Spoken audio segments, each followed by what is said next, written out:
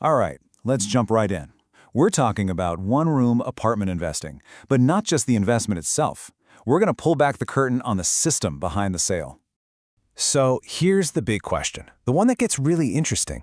Why do smart, responsible people, people with good jobs, people who do their homework, end up losing money on this specific type of investment? This isn't about tricking someone who doesn't know any better. In fact, it's often the most careful, future-focused people who get caught. So, what is really going on here? Okay, first up, how this whole thing even came to be. To really get a handle on the risks, you have to understand where this investment came from. See, you're not just buying a tiny apartment.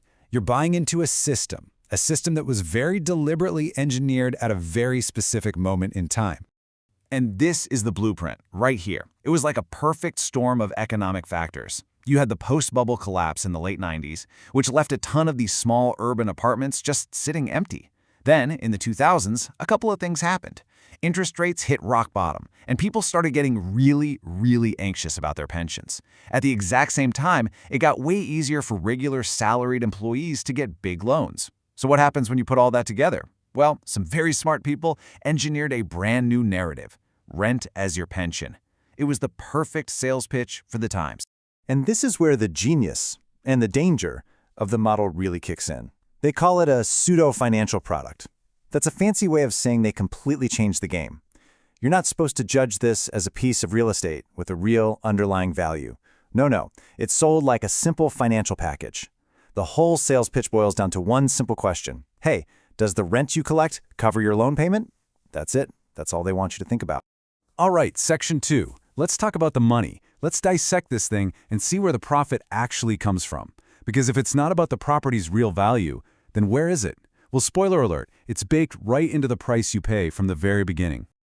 Just look at this chart. It tells you everything you need to know. On the left, you've got the actual construction cost, maybe 12 to 15 million yen. In the middle, that's what professional investors might buy and sell it for, say 16 to 18 million. But then look at the bar on the right. That's your purchase price. Suddenly it's 22, 25, even 28 million yen. That huge gap, that's not real estate value. That right there is the business model. So where does all that extra cash you paid actually go? It's not like it just vanishes into thin air. That markup, that price gap we just saw, is the fuel for the entire machine.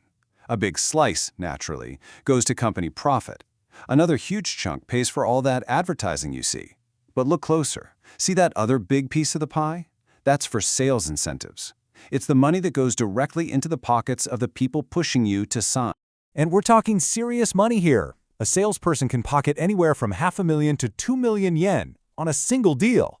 Now, just stop and think about that for a second. If you stand to make that much cash, what's your number one priority? Is it really to make sure this is the perfect long-term financial decision for the buyer?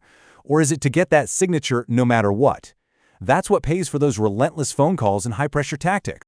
Which leads us to the next logical question. Who is this whole system built for? Who is the perfect target?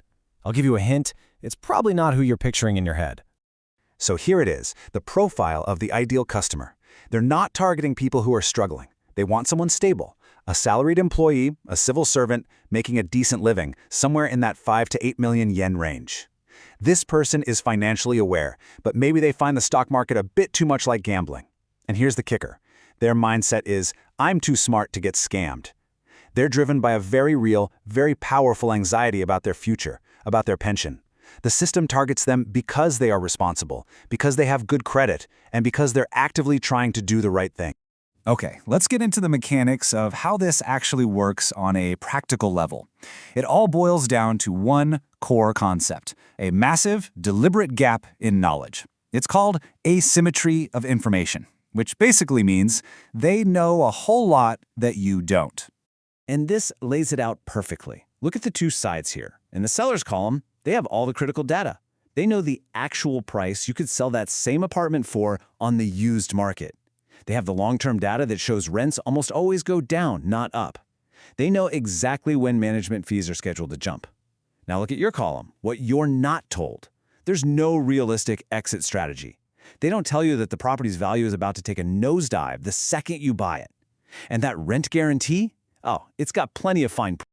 So what does no exit strategy actually mean in cold hard cash? Let's put a number on it. Say you buy one of these places for 25 million yen. If you had to turn around and sell it the very next day, you could be looking at an immediate loss of 8 million yen. Just poof, gone.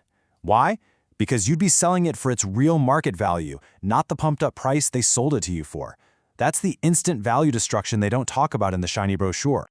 And the legal structure itself is, well, a trap. It's brilliantly designed to spread out all the responsibilities so no one is ever really on the hook. Think about it. Your loan, that's a personal debt you have with a bank. The people managing the building, that's a totally separate company. And that rent guarantee, oh, that's with yet another company. The result is that when something goes wrong, and it often does, there's no one to turn to. It's a maze designed to protect them, not you. So after all this complexity, all these moving parts, how on earth do you protect yourself? It seems impossible, right? But actually, you can cut through all the sales pitches, all the confusing spreadsheets, and all the pressure with just one single question. This is it. This is your shield.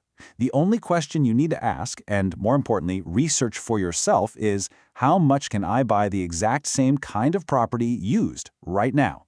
Not a similar one down the street. I'm talking about the same type of unit, maybe in the very same building, on the open real estate market. The answer to that one question will instantly show you that massive price gap we talked about. It blows the whole sales narrative right out of the water. And really, that brings us to the most important takeaway of all. This isn't about trying to be a clever investor and finding the one good deal inside this system. That's the wrong game to play. The real goal is to simply understand the system itself that you're buying into. You have to shift your focus away from the shiny promise of monthly cash flow and look at the cold, hard structure of the deal itself. So that leaves us with a pretty uncomfortable final thought. Everything we've talked about, it's all perfectly legal. This entire machine operates within the law. But what you have is a system that is expertly designed to exploit an information gap. A system that by its very nature transfers wealth from smart, well-meaning people directly to the companies that run it. So you have to ask yourself, what do you call that? Is it a scam? Or is it just a very, very clever business?